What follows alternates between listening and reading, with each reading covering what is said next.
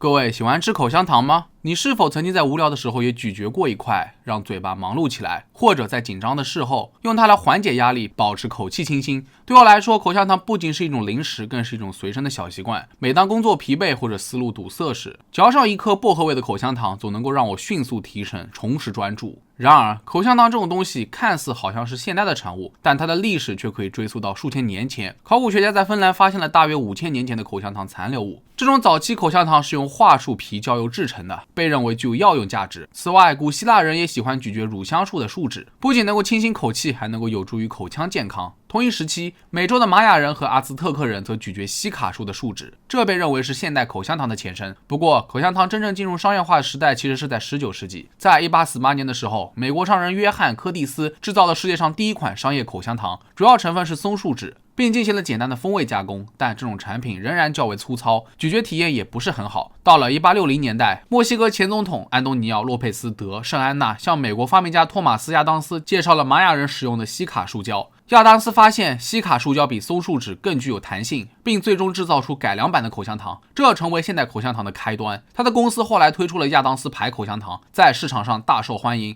20世纪初，美国公司采用了合成橡胶代替了天然西卡树胶，使口香糖生产更为稳定，并开发了无糖口香糖和泡泡糖等新产品。二战时期，口香糖成为了美军军需品，士兵用它来缓解紧张的情绪和保持口腔湿润。战后进一步推动了口香糖在全球的流行。随着科技进步和消费者需求的变化，现在口香糖已经不仅仅是简单的休闲食品，而是涵盖了更多健康和功能性的特点。就比如无糖口香糖，在20世纪末，木糖醇口香糖成为了主流，它被推广为有助于牙齿健康的产品。还有一种功能型的口香糖，市场上陆续推出了含有咖啡因、维生素或者尼古丁的口香糖，适应不同人群的需求。从古代树脂到现代多功能的口香糖，口香糖的历史见证了人类社会的演变与创新。而现如今，它不仅是一种美味的咀嚼产品，也在健康、清洁，甚至在社交文化方面发挥着重要的作用。但是这种看似不起眼的糖果，如果某一天它也能杀人，那各位会不会觉得很奇怪呢？下面就给大家带来2个吃口香糖致死的真实案例。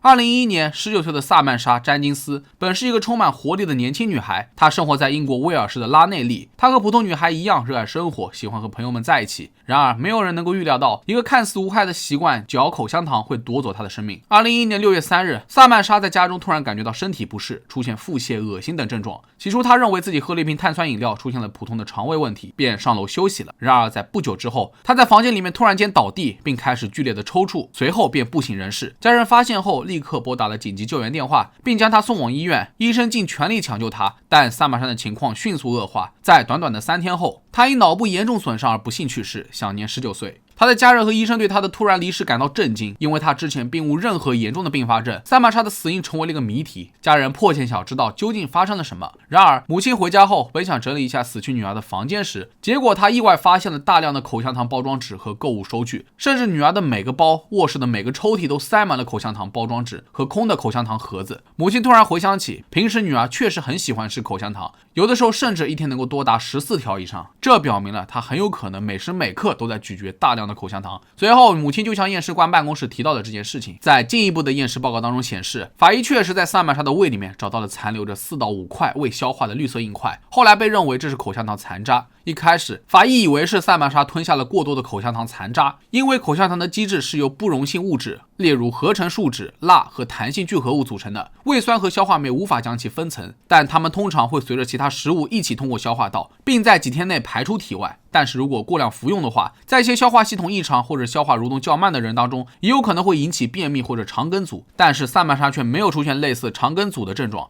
肠梗阻是不会引起癫痫、昏迷等问题的。最后，法医发现他的体内严重缺乏关键的矿物质，例如镁、钾、钙和钠。在经过了一系列的研究后，发现萨曼莎长期大量咀嚼含有人工甜味剂，例如山梨糖醇、木糖醇等等这类无糖口香糖，导致身体无法吸收足够的营养。根据法医的解释，他每天能够吃下14根口香糖，意味着他能够摄入大约16.8克的人工甜味剂。那么小小的口香糖怎么会让一个19岁的少女如此缺乏电解质呢？在市面上，大多数无糖口香糖都含有人工甜味剂，例如山梨糖醇、木糖醇、麦芽糖醇等等。这类甜味剂属于糖醇类化合物，其实本质上和电解质是没有关系的，但它们在小肠当中吸收较慢，未被吸收的部分进入大肠之后，就会吸收水分并加速肠道蠕动，产生倾泻作用。如果长期大量的摄入，还会导致腹泻。那么腹泻最明显的症状就是电解质失衡，如钠、钾、镁、钙等矿物质随着腹泻流失，导致身体机能紊乱。在萨曼莎的案例当中，验尸报告显示他体内严重缺乏这些矿物质，这可能就与他长期大量咀嚼无糖口香糖有关。萨曼莎的悲剧提醒着我们，即使是看似无害的习惯，如果过量，也有可能会对健康产生严重的影响。而适量食用口香糖并不会造成严重的后果，但过度依赖或者摄入过量可能会带来意想不到的健康风险。当然，不仅仅是口香糖了，在现代社会当中，由于人们过于追求低糖低碳饮食，许多食物当中的白糖已经被这类人工甜味剂所替代。所以各位在食用这些甜味剂加工食品的时候也要注意一下。反正还是那句话，我们不可能抛开剂量谈毒性，但是人工合成的食品吃多了肯定也没有什么好事。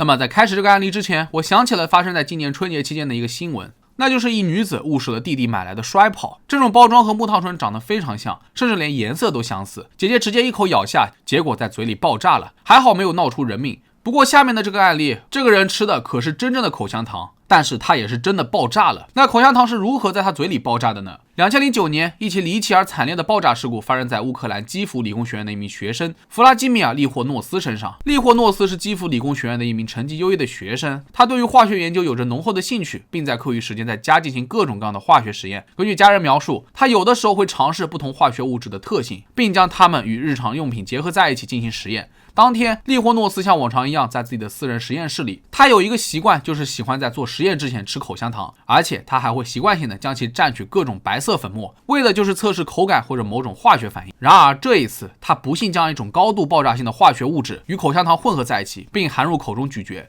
不久后，一声剧烈的爆炸声在他的房间里面响起，家人听到爆炸声后立刻冲进房间，眼前的景象令人震惊，利霍诺斯的下巴被炸掉了，头部也严重受伤，血液四溅，他奄奄一息，最终因失血过多和严重颅面损伤而死亡。乌克兰警方和法医在事发后立刻介入调查，在他的实验桌上，他们发现了2种白色粉末，其中一种是普通的柠檬酸，这可能是他日常混合口香糖使用的，为的是延长口香糖的口感，而另外一种则被怀疑是一种极易爆炸的化学物质。警方推测，利霍诺斯可能无意间将炸药粉当成了柠檬酸，并蘸在了口香糖上。当他开始咀嚼时，由于口腔内的摩擦或唾液的化学作用，粉末被激活并迅速发生了爆炸。化学专家分析，这种爆炸性的粉末可能是一种高性能炸药，像是黑索金或者类似物质。当炸药在受到剧烈的摩擦、撞击或者高温时，就会迅速引爆，而咀嚼的动作可能会引发这一系列的致命反应。利霍诺斯的家人和朋友对他的死亡感到极度的震惊。他们表示，虽然他酷爱化学研究，但也并不是一个鲁莽或者冒失的人。他平时聪明谨慎。家人回忆，他在家中进行实验时，通常也会小心翼翼地处理化学品，